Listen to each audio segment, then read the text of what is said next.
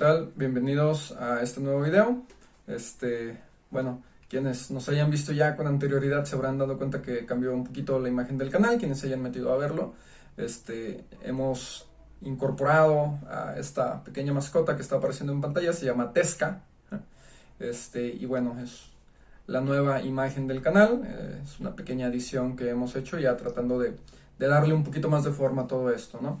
Bien, una vez hecho este pequeño comercial, vamos a iniciar nuestro video. En esta ocasión vamos a revisar un tema que se llama los reinos indígenas en vísperas de la conquista.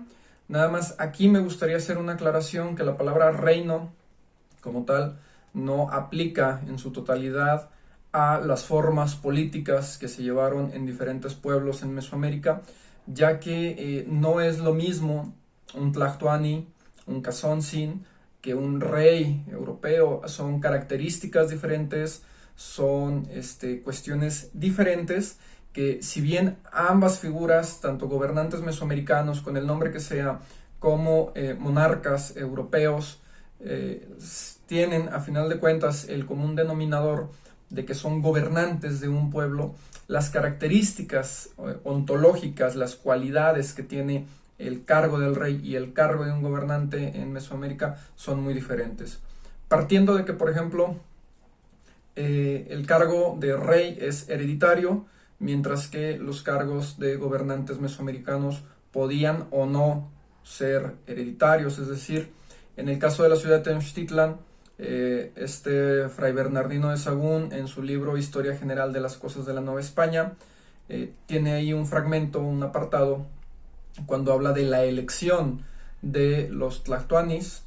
En ese sentido, bueno, menciona que un consejo de ancianos, el tlactocan o consejo, se encarga de elegir a la siguiente persona de entre las posibles opciones, es decir, no pasaba directamente al hijo o la hija mayor, aunque también hay casos, sin embargo no es necesariamente así. Entonces, bueno, la palabra reino como tal en realidad no aplica, por lo tanto es un error conceptual, el cual vamos a tratar de cambiar y llamaríamos simplemente los pueblos indígenas en vísperas de la conquista, ya que cada uno tenía sus cualidades políticas muy particulares, tanto generales en Mesoamérica como muy particulares dependiendo del lugar al que lleguen. Incluso el mismo Cortés en sus cartas de relación, incluso en varios documentos del siglo XVI, mencionan a Tlaxcala como una república, ¿sí? Entonces sabemos que en una república no existen los reyes y son conceptos diferentes. Entonces, bueno, vamos a cambiar eso ahí. Los pueblos indígenas en vísperas de la conquista. Hablar de vísperas de la conquista es hablar del periodo posclásico, el cual abarca del año 1000 a 1521 en la ciudad de Tenochtitlan, en el centro de México. Recordemos que el periodo posclásico se va a extender a diferentes fechas dependiendo del lugar en el que estemos hablando.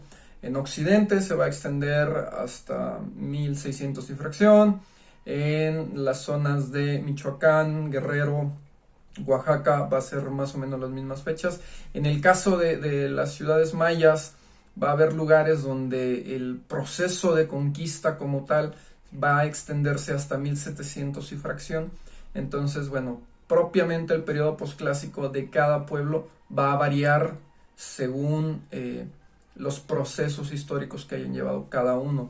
1521 es el año en que se entrega la ciudad de Tenochtitlan a Hernán Cortés, ¿sí? El 13 de agosto de 1521. Entonces se toma esa fecha como término del periodo posclásico. Sin embargo, sigue siendo una centralización de la historia en función de una sola ciudad.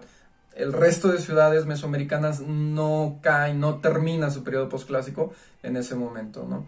Entonces, igualmente hay que tomar en cuenta que en todo este periodo de 521 años, en el centro de México, por ejemplo, va a surgir la cultura tolteca, que va a decaer alrededor de entre el año 1150 1200. La cultura mexica va a aparecer entre los años 1300, fundando propiamente la ciudad de Tenochtitlan en el año 1325 aproximadamente. Y bueno, Entonces, no todos los pueblos del periodo posclásico tuvieron contacto directo con los españoles. Vamos a ver algunos que sí lo tuvieron, ¿no? Bien, para eso vamos a necesitar en nuestro mapita con los principales pueblos. Tenemos ahí un mapa de la actual República Mexicana. Recordemos que no es el territorio propio del México prehispánico. En el caso de Mesoamérica nos falta territorio hacia el sur, todo lo que es Centroamérica y un poquito de Suramérica. En el caso de Aridoamérica y Oasis América nos falta la parte norte, lo que es actualmente el sur de Estados Unidos, ¿no? Pero bueno, tenemos aquí señalados algunos puntos que vamos a desglosar a continuación. Cada uno representa a un pueblo diferente que tuvo presencia durante la llegada de los españoles y que en la actualidad aún tienen presencia la mayoría de ellos. Esto no quiere decir que sean los únicos, existieron más pueblos. Estos son los que de pronto se nombran más o tuvieron mayor presencia en su momento por diferentes causas, ¿no? Que lo vamos a ver a continuación. Tenemos aquí en lo que es la zona de entre Veracruz, Tamaulipas, el estado de Hidalgo también, y San Luis Potosí, lo que son los huastecos, ¿sí? Una cultura que existe en la actualidad todavía, existe en esta zona conocida como la zona de la Huasteca, que comparte territorio en estos estados, Tamaulipas, San Luis Potosí, Hidalgo, Veracruz, ¿sí? Y si bien no son mencionados tanto en la historia, sí hay que tomarlos en cuenta porque es un pueblo que estuvo presente en su momento y que sigue presente en la actualidad, ¿sí? Entonces, bueno, es aquí ellos, los huastecos. Después, viajando un poquito hacia el occidente, lo que sería el occidente de Mesoamérica, tenemos aquí a los purépechas en los estados de Michoacán, Jalisco, un poquito de Colima, un poquito de Guanajuato. En la actualidad existen en el estado de Michoacán principalmente, y bueno, sabemos que los procesos urbanísticos, los procesos de globalización del capitalismo, del neoliberalismo, han obligado a muchas personas de estos pueblos originarios de México a migrar a diferentes ciudades. En el caso de Guadalajara, por ejemplo, es una de las ciudades donde convergen un gran número de personas, no solamente purépechas, sino de otros pueblos originarios, ¿sí? Por ejemplo. Después, los purépechas, como dato curioso, fueron de los primeros pueblos que empezaron a utilizar o a realizar herramientas de metal en el periodo posclásico. Todos los demás estaban en un periodo lítico, es decir, utilizaban piedra como la principal materia prima para sus herramientas. Sí se trabajaba el metal, el oro, la plata, el bronce, pero solamente de forma ornamentaria para hacer adornos, como brazaletes, como collares en los tocados, ¿sí? Sin embargo, el metal nunca lo usaron propiamente en las herramientas. Tenemos también en la zona de lo que es la zona de Oaxaca, de este lado, aquí pegado a Guerrero y Puebla, lo que son los mixtecos. Otro pueblo que deja un gran legado cultural en la actualidad al país, a México. Se ubican en la zona conocida como la Mixteca. Ahí está la Mixteca Alta y la Mixteca Baja. Abarca parte de los estados de Puebla, un poquito de Guerrero, principalmente Oaxaca, ¿sí? Y junto con los mixtecos, que comparten también territorio, tenemos y cultura, a los zapotecos, que se encuentran principalmente en el Istmo de Tehuantepec, en el estado de Oaxaca, en la actualidad. Entre estos dos pueblos son los que dejan un mayor legado cultural a México sobre el periodo prehispánico, ya que muchos de los códices que tenemos en la actualidad fueron elaborados ya sea por los mixtecos o ya sea por los zapotecos. Por ejemplo, gran parte de todos los códices de la familia Borgia vienen de esta zona, muy pocos solamente de la región de Puebla y un poquito menos de la región del centro de México, que lo vamos a ver un poquito a continuación, ¿no? También de pronto se dice que el calendario azteca, que bueno, no es ni un calendario ni es azteca, es mucho más complejo que eso, sí, que un simple calendario, el Cuauhxicalli, fue una producción zapoteca encargada a este pueblo por el Tlactoani Axayacat, la piedra de Axayacat, también conocida, y que bueno, fue labrada por estos pueblos, por los zapotecos, ¿no? Entonces, tenemos también a ellos, ya revisamos a estos, tenemos acá de este lado a los mayas, en todo lo que es la zona de la península, parte de Tabasco, parte de Chiapas. Aquí hay que hacer hincapié en que cuando hablamos de los mayas, hablamos de diversos pueblos que tienen sus particularidades y que englobamos en un solo concepto, que son los mayas. Sin embargo, hay variantes regionales entre cada uno de ellos. De pronto, los mayas más conocidos del periodo posclásico son los itzáes, que se ubicaron en la zona de Chichén Itzá, ¿no? Propiamente. Sin embargo, no son los únicos y no podemos decir que los mayas sea un pueblo homogéneo como tal, en realidad no. En realidad es bastante heterogéneo. En la actualidad existen diversas manifestaciones de pueblos mayas, entre ellos el Chol, el Tzetal, el Tzotzil, el Tojolabal, entre otros, ¿sí? Entre muchos otros que corresponden a toda esta parte de la zona maya mesoamericana, ¿sí? Pueblo que todavía existe en la actualidad, y bueno, se les atribuye la creación del sistema de numeración de barras y puntos, lo cual, bueno, en realidad no es cierto.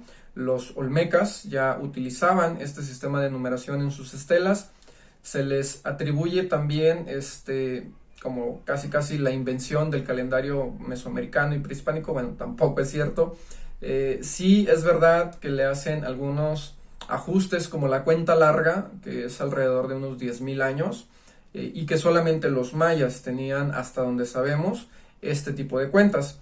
Todos los demás pueblos llevaban en mayor o menor medida los mismos calendarios, un calendario de 260 días y un calendario de 365 días, y bueno, según la tradición oral rescatada por el maestro Arturo Mesa Gutiérrez, es de 365 días y 6 horas. Es decir, se acopla al calendario astronómico, al año astronómico, de tal manera que no tenían la necesidad de incluir un día cada 4 años, como es en el caso nuestro, el calendario gregoriano, ¿no? Y finalmente tenemos a... Ay, no, se nos fue con los huastecos otra vez, perdón. Tenemos a los nahuas del centro, que bien, regularmente se habla solamente de la ciudad de Tenochtitlan. Sin embargo, cuando hablamos de los mexicas, hay que recordar que podemos hablar de los mexicas tenochcas, que son los que vivieron en la ciudad de Tenochtitlan, o los mexicas tlatelolcas, que son los que se quedaron en la ciudad de Tlatelolco, así como los acoluas de Texcoco, tenemos a los tlapanecas, y también tenemos a los tlaxcaltecas, enemigos acérrimos de los mexicas principalmente. Recordemos que Tenochtitlan, Texcoco y Tlacopan conformaban la Triple Alianza, ciudades que se extendieron cultural y económicamente por casi toda Mesoamérica, y de pronto nos quieren también como vender la idea de que es una especie de imperio. Sin embargo, bueno, tampoco cumple con las características, ya que no había sometimiento político hacia los otros pueblos. Es decir, en un imperio se extiende territorialmente y van adueñándose de los territorios y van imponiendo ciertas formas culturales, que puede ser desde el idioma, la religión o las formas de gobierno, como en el caso de Roma. El Imperio Romano sí hacía eso. Es cierto que incorporaba elementos culturales de los otros pueblos, sin embargo, siempre había un gobernador romano en los pueblos conquistados. En el caso de los mexicas, no. Los mexicas, muchas veces sí era una extensión territorial a partir de la guerra, a partir de la violencia. Sin embargo, no había una imposición cultural ni política. Se seguía respetando la soberanía de estos pueblos, tanto cultural como religiosa, como de todo tipo. Solamente se veían obligados a pagar tributo a la ciudad de Tenochtitlan y la Triple Alianza en general. Sin embargo, también se sabe que no era solamente una imposición unilateral, sino que el pueblo conquistado también tenía como cierto acceso a bienes y servicios que se producieran en la ciudad de Tenochtitlan. Entonces era más bien un comercio forzado a través de la violencia, no más que una imposición política, como nos quieren hacer ver. Entonces no cabe tampoco en el concepto de imperio. De hecho, ninguno de los pueblos prehispánicos cabe completamente en el concepto de imperio. ¿Sí? Sí hubo una extensión, sí hubo un área de influencia, sin embargo nunca hubo una imposición política como para decir que es un imperio. También en el centro de la ciudad, del país, en esta región centro de Mesoamérica, también compartieron junto con otros pueblos como los Matlatzincas y como los Otomís o los Natoñaxñú, que en la actualidad pues todavía existen, ¿no? Curiosamente, de todos los pueblos que estamos viendo en la actualidad, en el mapa, perdón, en la actualidad existen la mayoría. Los únicos que propiamente como pueblo cultural dejaron de existir, por así decirlo, serían los nahuas del centro. Aún existen descendientes, aún existe gente que habla náhuatl, aún existe gente que conserva gran parte de las costumbres y tradiciones, por ejemplo, en la zona de Milpa Alta, en el Estado de México. Sin embargo, no podemos hablar en la actualidad que sean mexicas, que sean ocolwas, que sean tlapanecas, como fueron en aquella época, ¿sí? Sin embargo, sí podemos hablar de pueblos mayas en la actualidad, sí podemos hablar del pueblo zapoteca, del pueblo mixteco, del pueblo purépecha, del pueblo totonaco, incluso de Veracruz, que también estuvieron presentes en el periodo de la conquista, del pueblo otomí, etcétera. Solamente los que quedaron inmersos en el centro de México se vieron obligados a interactuar con nuevas formas de gobierno, nuevas formas sociales, nuevas formas religiosas que no les permitieron conservar en mayor medida, como otros pueblos, su identidad como pueblo, tal cual. Sí, es decir, puede ser que en este momento se reconozcan como parte de los pueblos indígenas de México, que se reconozcan tal cual como personas indígenas o personas de un pueblo originario. Sin embargo, es difícil decir que sean mexicas, que sean texcocanos o acolhuas, ¿sí?